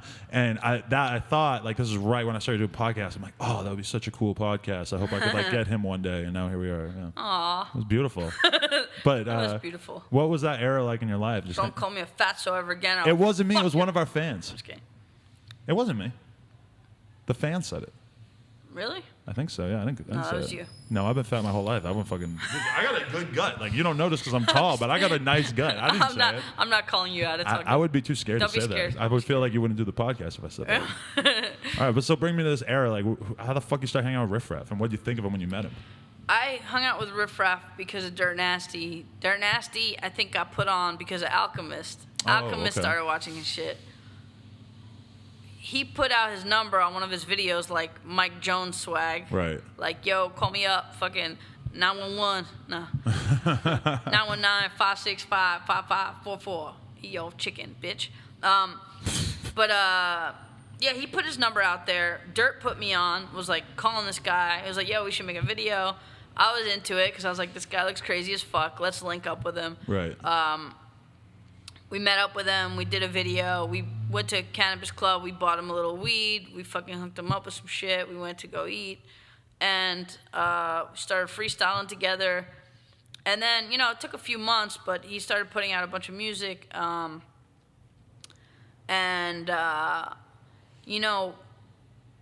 We became friends. He's like one of the funniest fucking people I know. Dirt. No. Oh, Riff Raff. I mean, that sounds bad. No, Simon is really fucking funny. Right. But I'm talking about Riff Raff. Right. Simon came up with the idea that he's like, yo, man, we should fucking do a group. I don't know if it might have been his manager's idea, but he's like, yo, we should fucking do a group. This would be sick. Blah, blah, blah. So Simon gets a lot of the credit for 3 Loco. Right. The only credit I really get is shut up. I came up with the name. Oh, okay. But I came up with a lot of... Pretty brilliant name. Yeah, thanks. Yeah. I came up with the name for our group. I came up with a lot of, like, the hooks and sample ideas. Like, I came up with We Are Farmers and Nito and stuff like that. Right. I came up... DJ A with Diplo made the We Are Farmers beat, but I gave them the idea, and they made it in, like, 15 minutes. Right. And I kind of just told them how I wanted it, like, chopped up and stuff. So, like, yeah, I worked hard on the album. I came up with, like, a lot of dope hooks and a lot of cool ideas. But the whole how we were together was just friendship shit. Was just like, yo, Dirt introduced me to him. I met up with Riff Raff the first time Dirt met up with him, but Dirt was, like, put on before me about him, See, it's a shame that you work with Chief Keef and you work with Riff Raff, but not at the same time, because Chief Keef and Riff Raff made one of the best songs that either of them have ever done together. Yeah. She Just Really Want Me For My Wrist. Yeah. She Just Really Want Me For My Car. Yeah. I love that song because Riff Raff was a fucking genius because he saw that Chief Keef was blowing up and he just like flew to Chicago to do that song. Yeah. And just was that's like Riff Raff blew up in a lot of ways because of that song. Like that really helped his wave at the time. Yeah. That was a dope song. Yeah. Yeah, and it's cool because I'm never like a jealous type where I'm like jealous of other people's careers. But when you see someone work with someone you really want you really fucking love and you're like, oh, I fuck with this guy, you don't get jealous, but you get a little bit like, fuck, that would be cool if I could do that one day. And then like that shit just a couple years later happened with me too. And probably like the hardest part to believe about you having never done cocaine in your life is that you hung out with Dirt Nasty and Riff Raff for all those months or years and didn't get into it. Yo, man. Those guys party. I mean, I think I haven't hung out with Riff lately, but I still fuck with him. But Dirt is definitely going towards more of a. He lives in Venice now too. We're like neighbors now. He's definitely leading towards more of like a cleaner lifestyle now. Oh, really? Okay. Yeah, he's doing good. And, it happens to every savage at a certain point. Yeah, either they die or they clean their shit up. Especially in Hollywood, it's like just that's the story of everybody. Is that at some point you got to chill out with it. Yeah, die or clean your shit up. Hey, would you come back on and help me interview Dirt Nasty? Hell yeah, that would be sick. We could get his whole story because I've always been. Oh, definitely. He would definitely be down on MTV Alumni Club. For sure, man. Illuminati. 3 Loco reunion on air. Lemonade, me and Beyonce, we fucking tonight. Anything could happen, man. I mean, what? What? Oh, have you ever fucked Beyonce? That's a good question. Have I ever? Okay, so I mean that's dope. Just because I feel like a lot of people like in hip hop and stuff got like reminded about you during the whole 3 Loco era. Yeah. 3 Loco definitely gave us a little buzz. We were signed to Mad Decent. That kind of gave us a little nice buzz. Were you disappointed that it didn't go further? That you didn't like do more? Yeah. I mean, well, we were gonna do a second album. We had a like indie movie deal. We had a second album deal. But then Riff Raff's career kind of started to take off in his own direction. Yeah, we had some differences with how the deal was laid out, and you know, I kind of had a little mini beef with Riff for like a couple weeks. What was that about? It was just about how the meetings and the deals went and stuff, and you know, a lot of people thought when I had it like, oh, he's just jealous now that Riff is popping and he's not. And like, dude, I'm actually really, really happy for Riff. Right. And it wasn't about him blowing up. I really, really want the guy to do well. Right. He loves making music. Like, that's what he fucking loves to do. And I want him to fucking make hundreds of millions of dollars. I totally agree too, because I remember him doing videos on the beach in Venice with TKO Capone and like just really like I remember him struggling and like clearly not having anything. Like even when I met him when he did the video with Mod's son, like we had some BMX clips in there, so like we came through for that, and it was like, you know, he was not apparently financially successful at all at that time, and then now it's dope as fuck to see him on like the Breakfast Club wearing a salmon suit and shit. For sure, yeah. So it was just like about our personal differences with like how the deal went down. It wasn't about him popping. I'm happy for him popping. Right. But I don't think he really like, because it's like me and Simon are kind of like alternative, like weird that we're in the hip hop universe. And I don't he's think more of a rapper. Yeah, and I don't. Maybe. I don't. Well, yeah. I mean, that's what he does. I do comedy. I'm trying to do travel shows. He wants to be a rapper first. He did because there was always a weird thing where he could have gone more in the comedy direction as a rapper because he was so funny. I think he will. Well, maybe not in the rap world, but I think as far as entertainment and like maybe TV movies, I think he will eventually pop in that area because he is really funny. Right. And when I watched this interview with him the other day where he was basically alluding to him being in like the WWE at some point and like his wrestling career and everything. He wouldn't say that much about it. I don't know. I mean, Riff is busy. He does a lot of stuff and he's fucking got a lot of shit going for him. But he'll also tell you like 20 things that he's working on when it's just like a thought. His mind is just going in a million different directions. That's definitely him. Yeah, for sure. He definitely kind of like is the person that you see in interviews to a certain extent because he's it's just a wild whirling dervish of a brain that he's got going on. Yep. Oh yeah, you know, let's just put this out there into the universe. You really should do a song with Yachty. I exchanged numbers with Yachty. Right. I texted Yachty and I straight up asked him if he could do a song on my album, and he said he's down.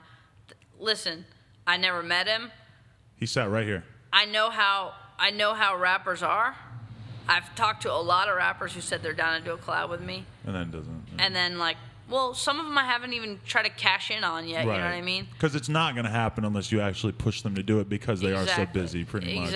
Exactly. But you know, from what he said he's down, and I fuck with Yachty. I like his shit. It's really crazy and original. You tweeted at him, and he just responded like, "But don't call me a p-head." Yeah. That was so funny because he's such a little kid. Like, I love that he remembered that. Yeah. Yeah. So hopefully I get to do that. I'm actually working on an album right now. Like in the next, I I would say like within 1 month, I'll be in the studio recording like a solo LP for iTunes. Like that's dope. Yeah. And what about this like TV show that you're doing a voice for, which is apparently the reason why you won't smoke weed with me on camera? Well, that's not really the only reason. Have you been laying low with weed?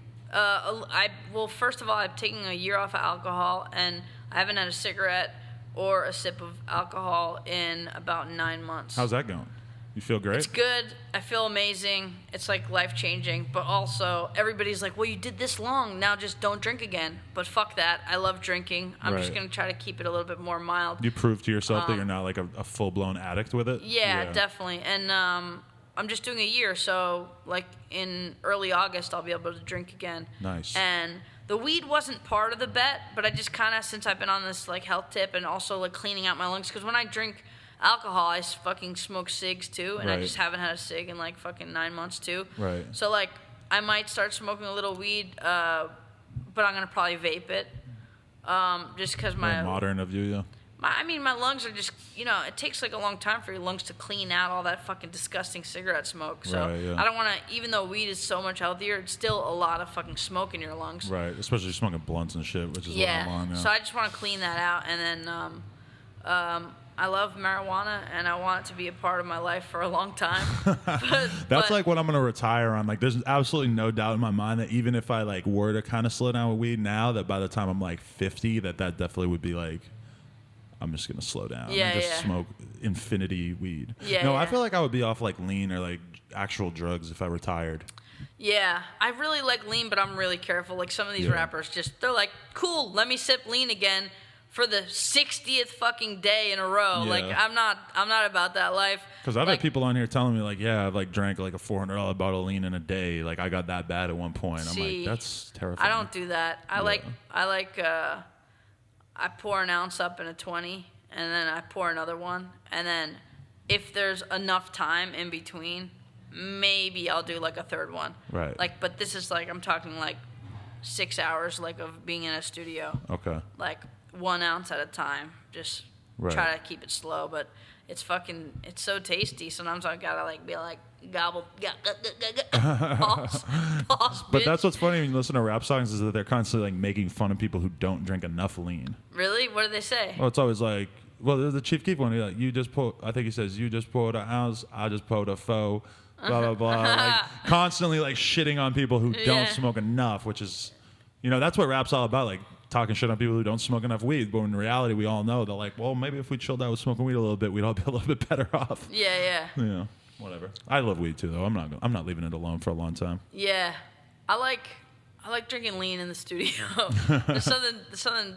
I mean, dude, lean and weed feel good together too. But the best part of lean is like when you wake up the next morning and you're like texting people on your phone, and you just start get like little nod outs. You get this little like euphoric bits of like. You're like, all right. You're like, I woke up. I've been sleeping for 8 hours, but you still got a little of that lean in your system, so you're just like. But don't you love that with weed too? When you get like way too high at night and you still have like a few hours of like the next morning. But it's not the same as that lean euphoric nod out. But you never done Xans? Xans give you that morning. I don't glow too. I take Xan once in a while, but. I said that so white. I take Xan. It's like a single thing. I take bars, motherfucker. School buses. I fucking bus school buses. I fucking retarded. I'm retarded I'm now. retarded with my Xan. I do a short bus. Bars, bitch. Bars. No, but I actually take it like for stage fright. Sometimes I get a little nervous, and I'll like take like a little piece of a bar. You don't think that affects you negatively on stage? Hell no. Okay. Hell no. Everybody's like, lean makes you sleep. Xanax makes you tired. I don't give a fuck, bitch. I'm fucking turned up all the fucking time. I fucking pop a little quarter of a Xan. I got bitches yelling my fucking name. I'm But people are going to think we're such pussies because I will fully admit that when I first started doing this podcast, I would do the quarter Xan thing once in a blue moon too. Yeah. And I haven't done that in so long, but I mean, it worked. I don't take whole, like I took a The whole thing is crazy. I took a whole bar when I flew to Japan. Yeah. That's when I took a whole bar. And you're done, I'm like, I'm on an 11-hour flight, whole bar.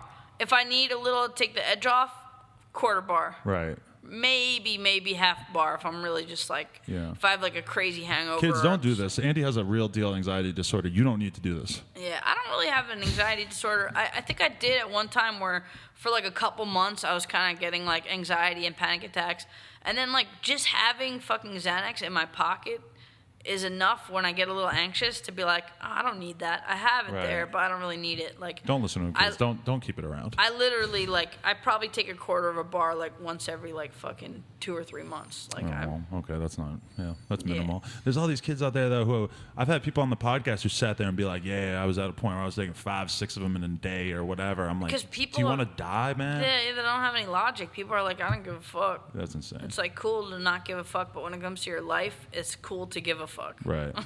Okay, but so what the show that you're doing, that you're voicing? Mm-hmm. Can you tell us about this a little bit, or is this? Yeah. So it's called Future Worm. Okay. I play a kid with a time machine lunchbox, and I go into the future and the past to solve little weird ass problems. Right. But it's a trippy ass cartoon, but it's on Disney XD. It's coming out like this summer. Right. And it's me, just kind of being me. Like, it's like typecast, like, because I'm a fat kid with a time machine lunchbox. I've never showed anybody it. But that is you in real life. That's me in real life. Okay. But yeah, it's really funny, and we got picked up for 21 episodes, and I love the fucking shit. I love doing voiceovers. I love animation. Is it easy, or is it it's just fun? It's not always easy. It's not like the hardest job I've ever done, you know? Right. I've done real jobs, so it's not the hardest job I've ever done. It's not as bad as the fucking blockbuster job. Yeah, or wiping down tables as a busboy. Right. But, sometimes you go in for a few hours and you have to read like 3 long scripts, and, you have to read the line over and over again, but it's not hard work. Sometimes it's a little tedious. Right. But I love doing voiceover stuff. I mean, they found me from Adventure Time because I do a few episodes here and there of Adventure Time, which to me is one of the dopest cartoons out. Yeah. And the casting director hit up the Adventure Time people about getting in touch with me. And I was about to go to Sweden, but I was like, oh, this looks good. It came from dope people. Let me just make time to go audition. So, in the very next day or maybe 2 days, I went in, auditioned. They told me I had a call back, or I was in the running or whatever. And this was almost 2 years ago. Animation takes so long. Oh, so okay, that makes sense. I got the part probably 2 years ago, and now it's finally going to come on the air soon. Wow, I never thought about that. That's crazy. Yeah. Wow.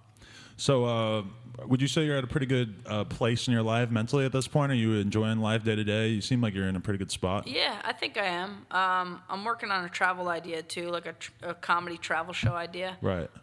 But it's in the pitch process, so I can't really talk too much about it yet. But yeah, I mean, I feel like as long as, because I think to survive in Hollywood, I mean, everybody has a different case, but when you're just an actor and you're just waiting for that audition to make money, it's hard to survive if you're just doing one thing. But if I'm creating stuff or get cast in something, and if I have at least 3 or 4 things bubbling, maybe they're not all completely popping for me. Right. But if I have 3 or 4 things bubbling, I think I'm at a pretty good state. Because cool, maybe the comedy is not paying right now. I go do a few live shows, make money. The cartoon thing's popping, or the travel show is ready to be pitched, and if it happens, who fucking knows? It's a crapshoot. Maybe in 4 or 5 months, I could get a nice fucking check and go travel and get paid for it. So I'm at a good state. When I'm at a point where I'm I don't have anything popping, and I have to kind of reassess. Fuck, man, I gotta get working on something new. Right, that's really a nervous state, but as long as I have things bubbling, I'm cool, Hey, do you regret you were one of the original viral video guys, and now you look at and you said you were making 2 videos a week at one point, and now you see all these YouTube guys who are making stupid ass amounts of money, and they're kind of on their own terms. Does that make you feel I wish I'd stuck with it, or does it make you want to get back into that hard? It does. I think this is the thing. I think a lot of YouTubers work really hard, and they put out tons and tons of content. I mean, not always for the best, yeah. Yeah, a lot of it is really horrible. Yeah. It's hard to watch. You're what do people see in this? And I think they have a lot of young fans. But also, there are a lot of people who are putting a lot of effort into really dope stuff. And it's all relative. It's all based on what your preference is, what you think is good, what you think is shit. So whether it's shit or not, it's a real business for a lot of people. And I definitely regret a little bit not going harder in the paint, like fucking every day, putting out videos, putting out videos every day. Or especially just like building up that following on YouTube. Now we realize like it's so valuable. Yeah. And, I mean, I have a few 100,000 followers on it.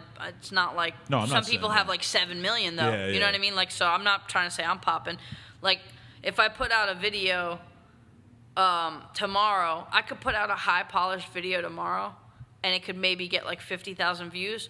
But also I could put out a webcam video of me rapping some stupid shit, and then sometimes that will get like 3 million views. Right. It just depends. But if I steadily put out videos like almost every day, I think there's no stopping me to, like, there's no reason why I can't be getting millions of subscribers. If you were going hard, if you did like daily YouTube vlogs or whatever, I feel like it would be, because you have like a big benefit in that you're already like, people are going to recognize you. People already know your name. So it's like there's so many YouTube dudes that are like mad famous on YouTube with 3 million subscribers, but then nobody will ever recognize them walking down the street besides just random video game nerds who happen to be their follower or whatever. So you have a big advantage in that sense. Yeah. So I mean, I definitely have some new ideas that I want to do, and whenever I have an idea that I want to shoot myself, it's definitely going on YouTube. So I just need to,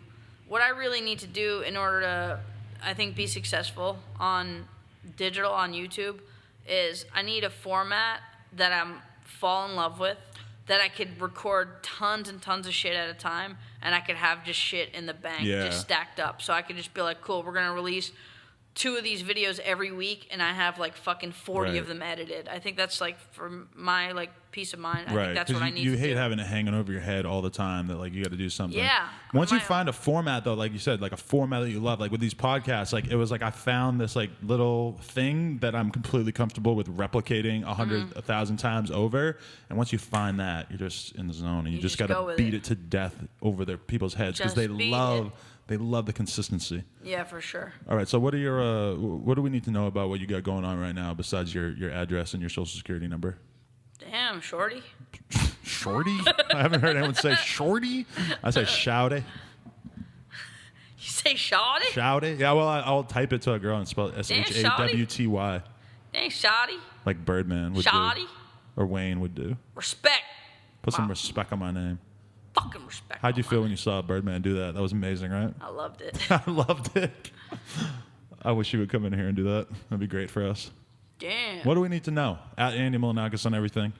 Shit, I mean, I'm just a fat fucking weirdo who likes to fucking make money and be creative, and, you know, I don't really deal with douchebags. I like a small bubble of, like, dope people in my life. How come you let me interview you if you don't like douchebags? I don't think you're really a douchebag. I mean... Well, a lot of people would disagree with you. Really? No. I think this is the thing. I watched a lot of your interviews. Oh, really? I didn't know that. Okay. And, I really hate shock jocks. Yeah. I really, really hate the shock jock, like, I'm just going to put you down for 20 minutes to make something bubble.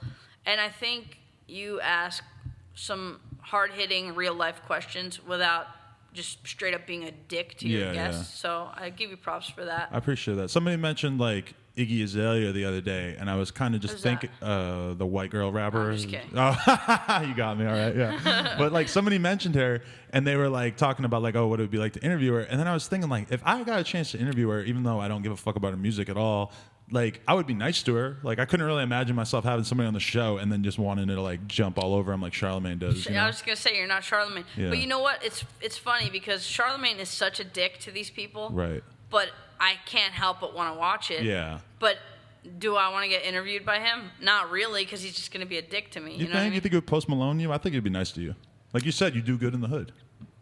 I do, but I don't know. I think you'd probably want to clown me a little. You'd probably want to clown me a little bit. You'd have to take a little clowning. I would take a little clowning, but I would also go tell him to fuck himself, too. Right. Like, you'd Birdman him real quick. Put some respect on my name. See, I don't do it. Like, I wouldn't do it like on an angry, like, yo, put respect on my name. I'm you show up here. with Glow Gang.